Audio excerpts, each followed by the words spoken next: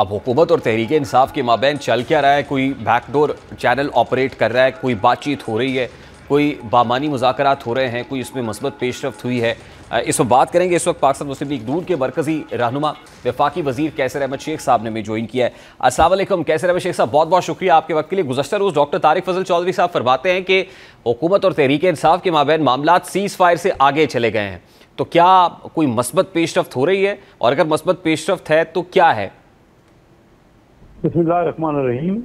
देखिए, आपने ही अभी अपने प्रोग्राम में बताया कि शहबाज शरीफ साहब वज़ीर आज़म पाकिस्तान ने जंग के दौरान जो बाहर इंडिया और पाकिस्तान की, उसके दौरान बड़े बुर्दबारी से ऑफर की और कहा कि आप सबको कहा कि आप हुकूमत का साथ दें, ये वक्त है और that is the opportunity time.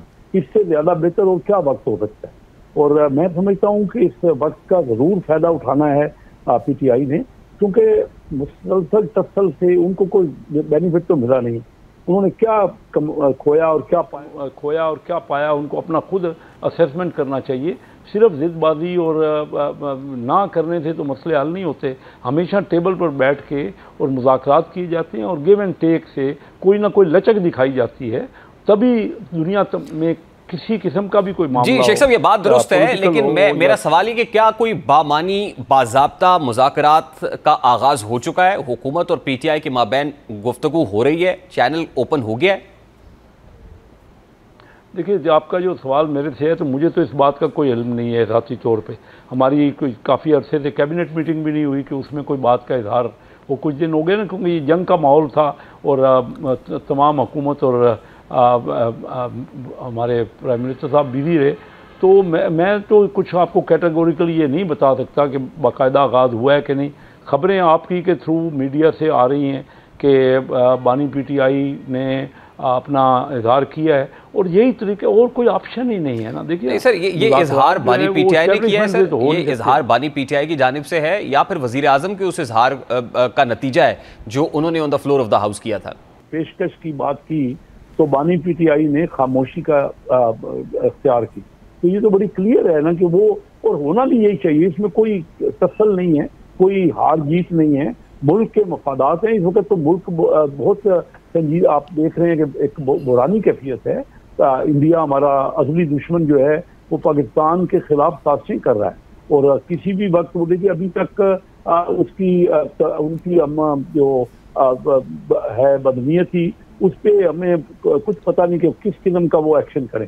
तो हमें सबको मिल के, मुल्क के तमाम पॉलिटिकल पार्टियों को मिल के लाजमी तौर पे मुल्क के मफाद में बैठ के मामलात को रिजॉल्व करना है। तो शेख साहब, हुकूमत तहरीक इंसाफ को क्या दे सकती है? मैं आपको बताऊं, जी मैं आपको बताऊं कि ये बात है कि इस एक तरफ तो हम इंडिया से कह रहे हैं, हम खुद कह रहे हैं कश्मीर के मैटर पे बैठो हमसे, हम इस जंग के दौरान भी उनसे कह रहे हैं, जो हमारा दुश्मन है उसके खिलाफ कह रहे हैं। हम कैसे कहेंगे? हम, ये तो हमारी अपने मुल्क की सियासी पार्टी है, और ये हम कैसे कह सकते हैं? हमने तो हमेशा पॉलिटिकल बातचीत के लिए बैठने का इजहार किया है, कभी भी नेगेटिव बात नहीं की।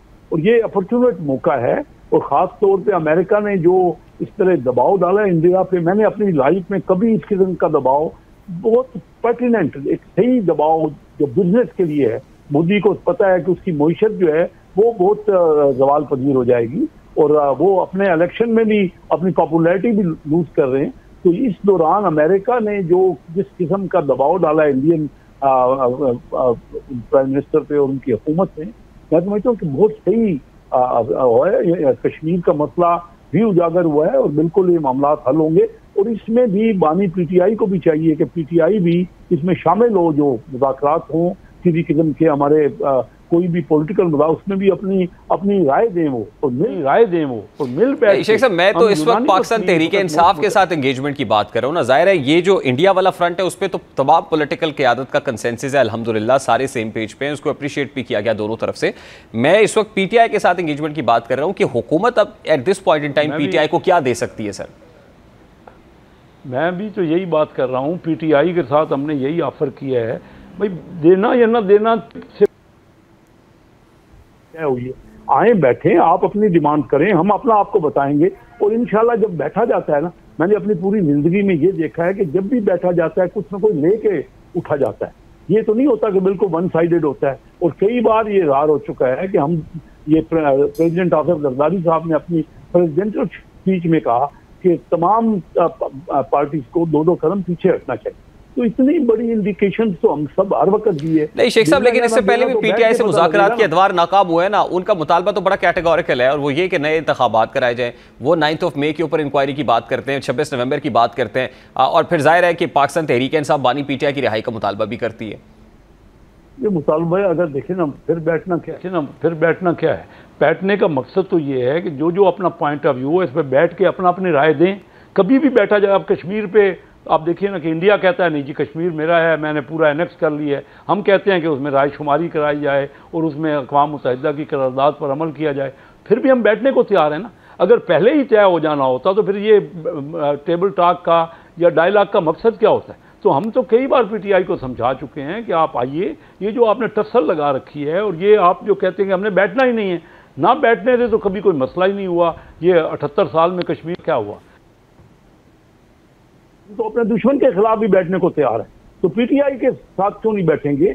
और कोई भी मामला बैठे बगैर नहीं हल हो सकता, ये उनको समझ आ जानी चाहिए। बड़ी पुरानी सियासी जमात है, अब काफी मैच्योर हो गए हैं, तो उनको समझना चाहिए कि सियासी मामला जो है गुफ्त चुनीस से कुछ ना कुछ लचक दिखाने से हासिल होते हैं। ठीक है सर, लास्टली उन्होंने क्या हासिल कर लिया अभी तक जो टसल हुई है? मैं तो समझता हूँ कि अपनी पॉपुलैरिटी को लूज कर रहे हैं। मैं भी सियासी क्योंकि बैकग्राउंड है मेरा, और मैं ये देख रहा हूँ कि हमारे अपने इलाकों में भी ये जो टसल है इससे उनको अपना नुकसान हो रहा है, और हम तो ये चाह रहे हैं कि मुल्क का फायदा होना चाहिए। इस मौके पे इन पर्टिकुलर उनको इस बात को समझना चाहिए, और बहुत अच्छी ऑफर है जो प्राइम मिनिस्टर साहब ने दी है, इसका पीटीआई को फायदा उठाना चाहिए। ठीक, लास्टली शेख साहब, पीटीआई कह रही है कि मुज़ाकरात हो सकते हैं प्रोवाइडेड दैट कि इन कैमरा हो, मीडिया के सामने ना हो, और फिर दूसरी बात जो बड़ी इंपॉर्टेंट है वो ये कि establishment as a guarantor as an observer मौजूद रहे। गारंटर तो मैंने पहले दिन भी कहा कि इस्टेब्लिशमेंट का तो कोई रोल नहीं। अगर हम इस्टेब्लिशमेंट का रोल आज मुज़ाकरात में कर लेंगे तो फिर सियासी पार्टियों का मकसद क्या रह जाता है? तो सियासत को छोड़ देनी चाहिए हम लोगों को। हम फिर सियासत क्या कर रहे हैं? और ये जो इन कैमरा है, मैं समझता हूँ कि एक रीजनेबल बात है। ये अगर बात होनी चाहिए मेरे ख्याल में, तो किसी को इसमें इतराज नहीं होना चाहिए कि बेशक अगर वो इन कैमरा करना चाहते हैं तो इन कैमरा कर लें। मुझे तो कोई इतराज नहीं लगता, किसी किस्म का कोई ऑब्जेक्शन नहीं होना चाहिए। बैठना चाहिए। मुल्क हमारा इस वक्त बुरानी कैफियत में है और हमारे दुश्मन हम पे हमला कर रहे हैं। इस वक्त भी अगर हम आपस में खामखा के इख्तिलाफात करेंगे, जो भी पॉइंट ऑफ व्यू है उसको सामने आके आहिस्ता आहिस्ता ग्रेजुअली इसको रिजॉल्व करना है, और हो जाएगा। ये एक ही मूव देख लीजिए ना, मैं जो आपको बार बार तम की बात कर रहा हूँ कि उन्होंने एक कहा ना कि इंडिया, आज ये मैं आपके खबरों में अभी सुन रहा था कि एप्पल को उन्होंने मना कर दिया कि आप इंडिया में इन्वेस्टमेंट ना करें। मैं खुद इन्वेस्टमेंट बोर्ड ऑफ इन्वेस्टमेंट का फेडरल मिनिस्टर हूँ। इन्वेस्टमेंट इस वक्त बहुत बड़ा इख्तियार है। पाकिस्तान को भी इस्तेमाल अपॉर्चुन टाइम है, हम ये इस्तेमाल करें कि हमारे मुल्क में इन्वेस्टमेंट बढ़े। और इंडिया को जो अमेरिका ने ये थ्रेट की है, ये कोई मामूली बात नहीं है। कश्मीर उसको बैठना पड़ेगा।